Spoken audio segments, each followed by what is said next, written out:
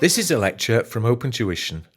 To benefit from the lecture, you should download the free lecture notes from opentuition.com. One of the quadrants of Ansov's matrix had diversification in it, where both markets and products change. You're in a radically different area of business.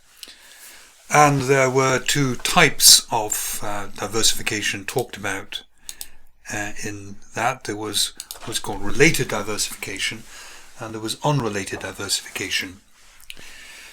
So,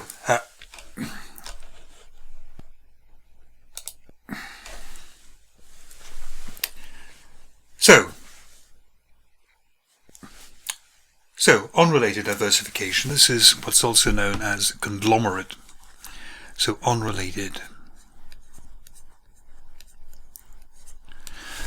Conglomerates are kind of random collection of rocks kind of stuck together and held by mud. Hence, conglomerates in an industrial or business sense is really random, very radically different businesses stuck together. Now, why would anyone do this? If you ask the directors of a company, why have you gone for unrelated conglomerate diversification? And it will come out with all sorts of rubbish. One thing I might say is synergy. Synergy is where you say the two together will operate more efficiently than being apart. They say we'll be able to combine IT departments, we'll be able to combine head offices, we'll make all sorts of economies of scale because we're combined. But let's think what they're saying here. This is conglomerate, unrelated diversification. This is like a supermarket merging with a house builder. And you ask them then, well, where is this synergy going to come from? You are buying from different suppliers, bricks versus apples. You need different sorts of finance. You need hundreds of thousands of dollars perhaps to buy a house or apartment.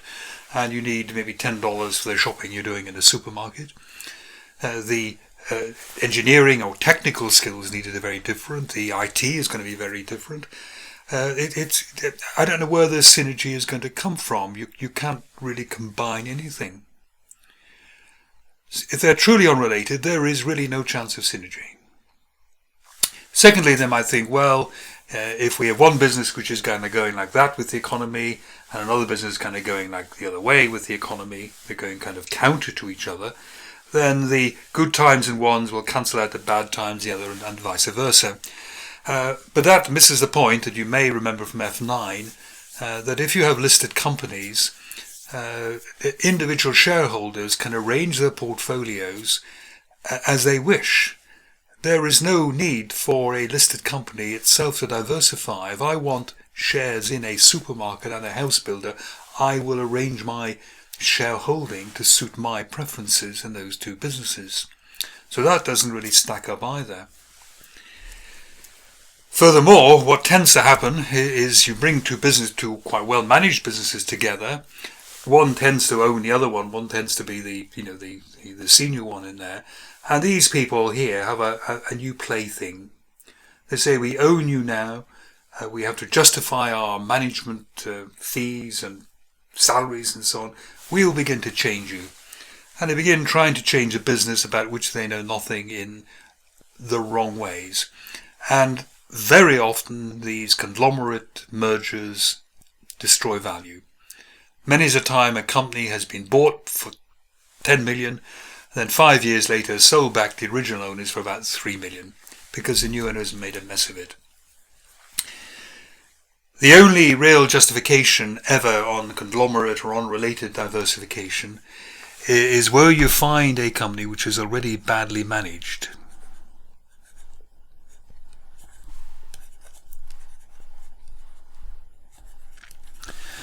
And you take it over and you chuck out the old managers and you bring in new professional managers. And you turn the company round, you increase its profits, and then you can sell it on at a profit. But if you take on a company which is already well managed and you bring it into your group, if it's really well managed, there's nowhere that extra profits can actually be squeezed from if there's no synergy. And as I say, what you tend to do is to destroy value. Be very cynical, very, very doubtful indeed about unrelated diversification and the benefits that people claim from it. Next one we'll go to, all the other three, by the way, are related diversification. And first of all, we'll look at horizontal diversification. This is going into a kind of neighbouring business, if you like. There is going to be some connection horizontally. And this, an example would be SAS, which means Scandinavian Airline System. It's Sweden, Norway, Denmark, and so on. And they have got Radisson hotels. So a chain of hotels, quite very nice hotels, and in many airports they have Radisson hotels. And this works a treat. If you're booking a flight with SAS, at least very early in the morning, they can offer you on the website, would you like to book into the airport hotel the night before? Or similarly, if you're flying in very late and can't make an onward connection. It works very well because essentially they're cross-selling. The customers of the airline could well be customers of the hotel chain. They're in kind of related business, dealing with a travelling public, the kind of hospitality business and so on. They understand what makes for good customer service. And there you can get real synergies, cost saving or cross-selling. The other two are backward and forward vertical integration. And what backward vertical integration means essentially is you take over a supplier, and forward vertical integration is really where you take over a customer. It's not, obviously not an individual customer, but it would be maybe a chain of retail shops. And you can see the superficial attraction of this. Here you are making goods. You're buying these from a supplier, you look at the supplier's financial statement, you see they're making a profit, and then you think, oh, they're making a profit out of me, how dare they? I know, I'll take them over and I'll have my profit and their profit. Similarly, in forward vertical integration, you see a shop which is stocking your goods, you see the huge price of selling that to the public, and you get a bit jealous of the price. At one time, vertical and integration was very, very popular. It's by and large out of favour a little bit now. Very much the fashion nowadays is to concentrate on what you're really good at and to outsource everything else to people who are really good at those things as well. So let's just see maybe some of the potential disadvantages of, say, taking over a supplier, maybe taking over a distribution chain. And the first one we can talk about maybe is market discipline.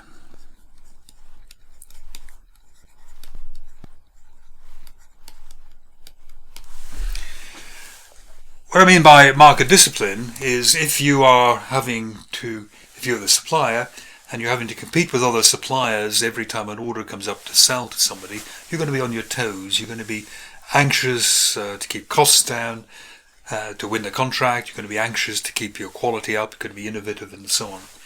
But if you're taken over by your customer, then everything relaxes. You know the customer's going to buy from you, almost buy any old rubbish from you. You don't have to try so hard.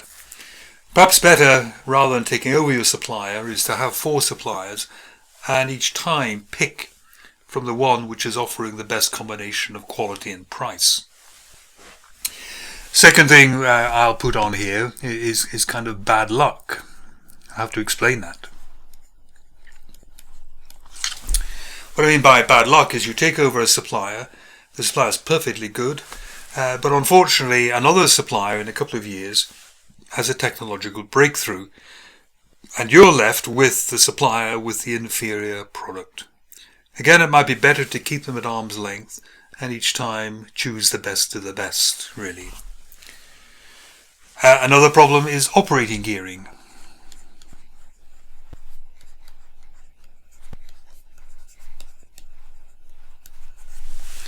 When you take over a supplier, you're taking over their fixed costs.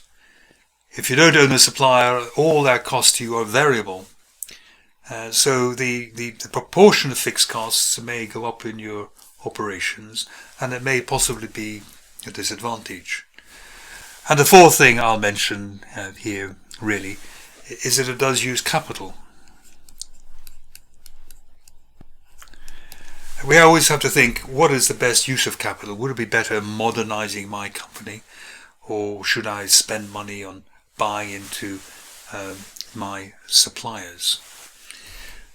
One other disadvantage, just mentioned, more easily seen maybe in forward vertical integration here. Here we have the manufacturing part of the group, here we have the selling part of the group. The skills needed in manufacturing and selling are really quite different. And there is again the risk that the manufacturing company takes over the distribution chain and doesn't really understand the way it works, begin making inappropriate changes to it. Having said all the downsides, it's worth mentioning just one or two positives about it. And perhaps the single most important one is that if you take over your supplier, you get assurance of supply. Particularly important if there aren't many alternative suppliers around. And we mentioned this when we were talking about Porter's Five Forces. We said that if you were reliant on one supplier for a kind of a special component, which was, they were really the monopoly suppliers of this, then what you do maybe is to take them over, and then you can cut out the other people. So assurance of supply, or indeed assurance of distribution, may be one reason to do it. Another reason people sometimes talk about is a better integration of the two companies. You might save some costs.